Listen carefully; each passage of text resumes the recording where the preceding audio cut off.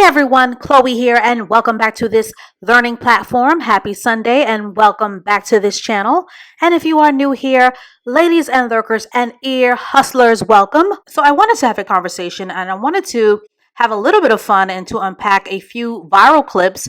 First, starting with the podcast, the Daily Wrap Up crew, and shout out to them because they had a very enlightening conversation with their invited guest speaker, Dr. Umar Johnson, that I think can be a great conversation piece for unpacking both the spirit of confusion flavor of masculinity that is a huge part of the manosphere, whether it being the very laughable passport bros movement or the red pill bozos and their repetitive mouth diarrhea that is often confused with masculine leadership.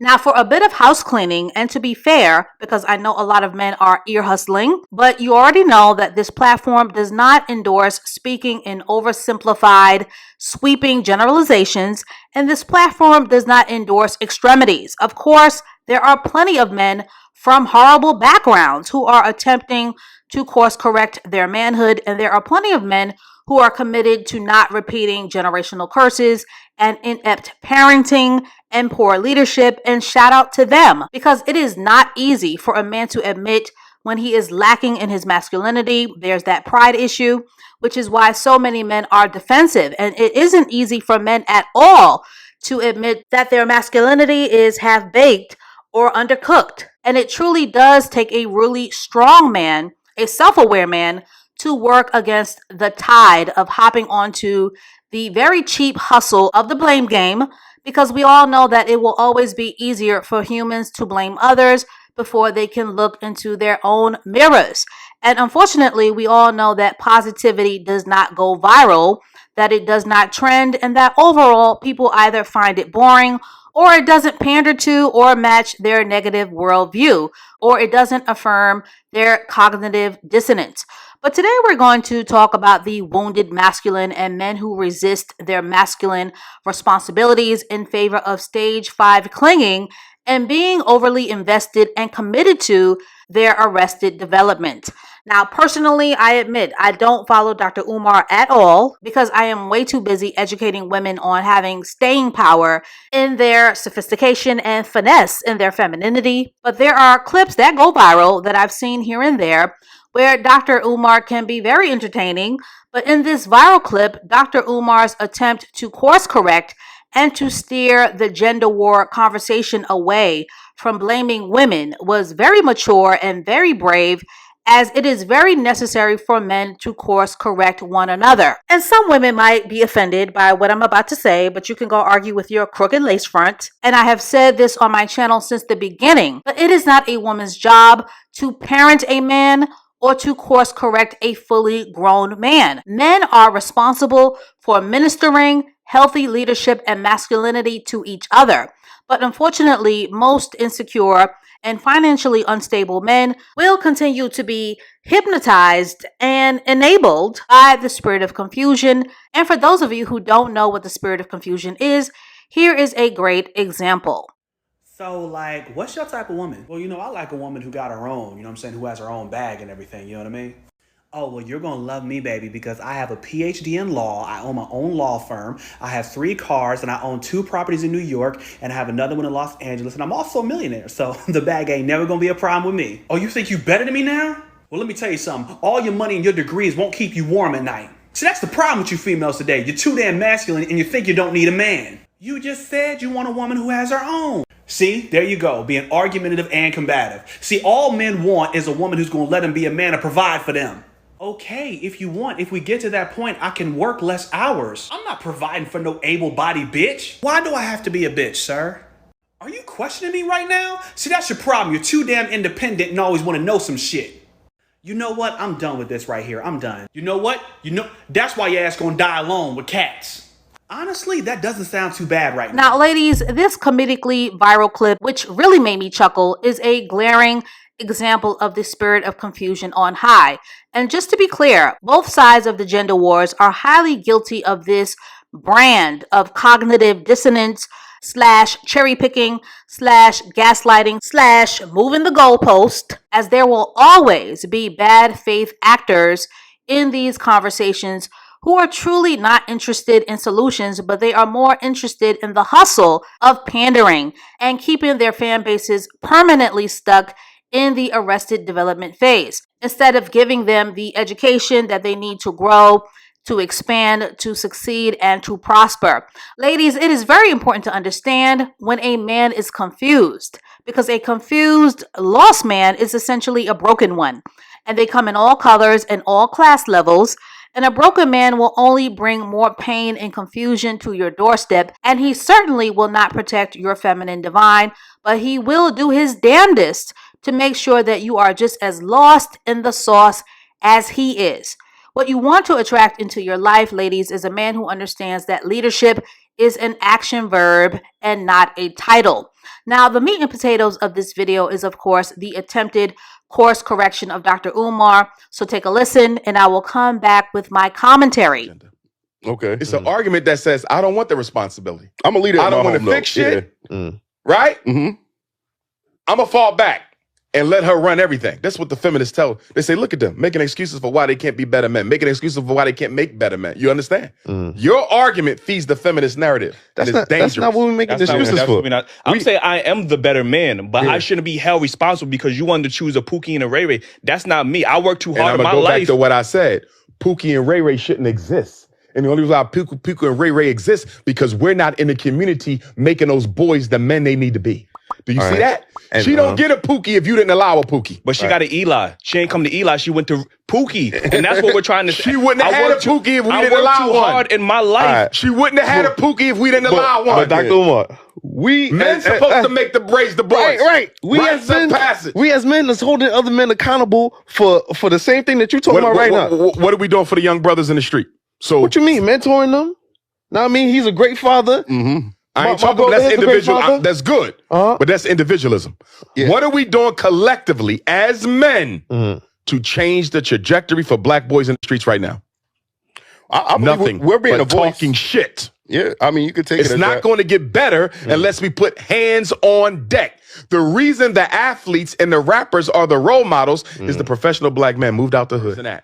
We abandon black boys, and then we blame black men for poor choices in mates that they should not even have to make if we did a better job raising our boys the right way. At the end of the day, if I'm going to call myself a man, the ultimate responsibility for reconstruction of the black community rests with me.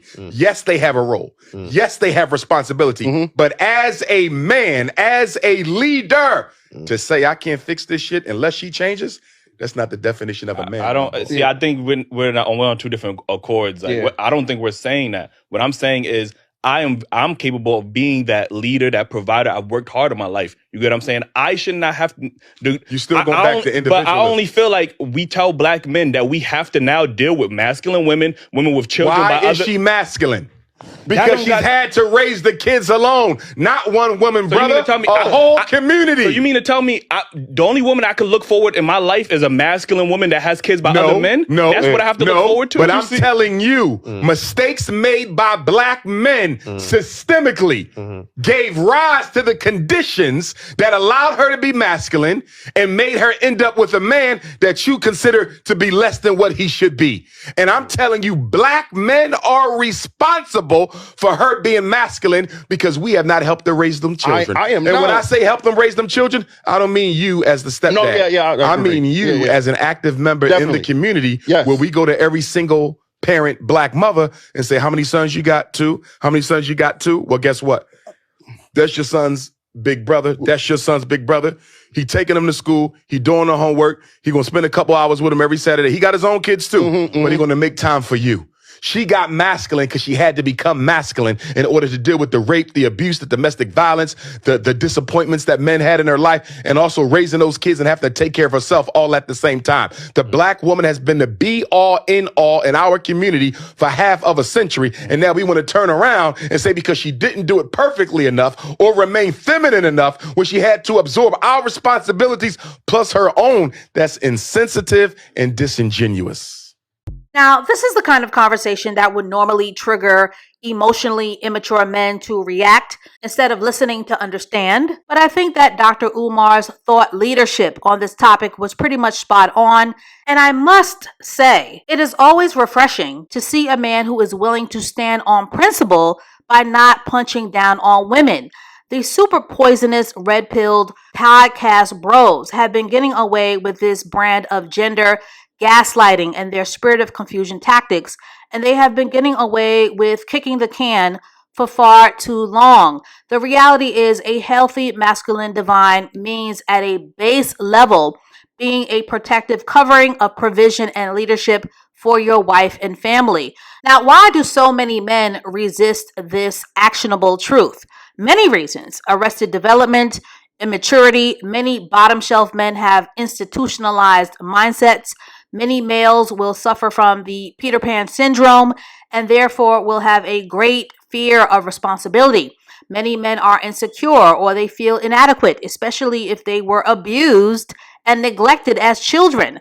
For many men, it can be a lack of drive and ambition or fear of failure. And all of these things put together, especially when they don't heal these issues, will most definitely guarantee that they won't have access to high value women, which is why they work so hard to punch down on low hanging fruit. And of course, culturally, many black men, because of their absentee fathers, are raised by double duty single mothers, grandmothers, or women dominated families who do not have the capacity, and we're talking capacity here, to instill those very basic masculine skills of how to lead. And therefore, the generational curse continues to nastily perpetuate itself with feminine leaning, petty minded men who don't know how to properly navigate masculine waters. But the solution has always been for men to begin to educate one another, as opposed to attacking the weaker sex for clout, likes, views, and entertainment, the way these podcast bozos are more interested in mastering. I personally do not believe that it will ever be a woman's job to teach a man how to be a man, as women are more natural coddlers and they tend to baby and nurture men way more, which sadly leads to their immaturity, their stunted growth, and their wide learning curve. And that is if they ever learn. Because a woman cannot prepare a man's mindset for war, competition, leadership, nor can she teach him, and I want you to listen carefully, ladies, how to successfully recover from failure, as these are the lessons that only men can teach and model to one another. The only thing that many of these red-pilled and pick-me podcasts seem to effectively do is to punch down on women who are the most vulnerable of our population. There is also the issue of wiring, because after the age of 12, when a boy's testosterone kicks in, boys and young men in general don't really like to listen to women, as their genetic wiring is preparing them to assert the order of their masculinity. Now, a lot of men tune into these podcasts because, like many people, they are looking for the comfort of community. And to boot, many are hungry for a father figure. But when a man is more invested in his victimhood or having his victimhood pandered to, he usually will become a follower instead of a leader, which will bring all kinds of long-term problems to his doorstep. And we all know that in the long run, when men do not course correct their masculinity, they will suffer from the consequences of their actions, and they will never get the respect, the admiration, or the worship that their masculinity so desperately seeks. So that is all that I have to say on this for now. Ladies, when the dust settles, a man's focus and a man's drug of choice should always be success, not punching down on women for cheap attention.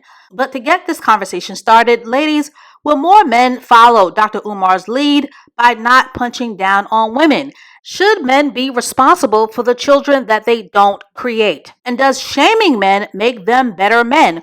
Or will things remain the same? And as always, thank you for listening. Thank you for watching. Thank you for sharing. And thank you for subscribing. And please stay tuned for more unpacking videos to come. And I will catch up with you ladies and lurkers and ear hustlers in the next one.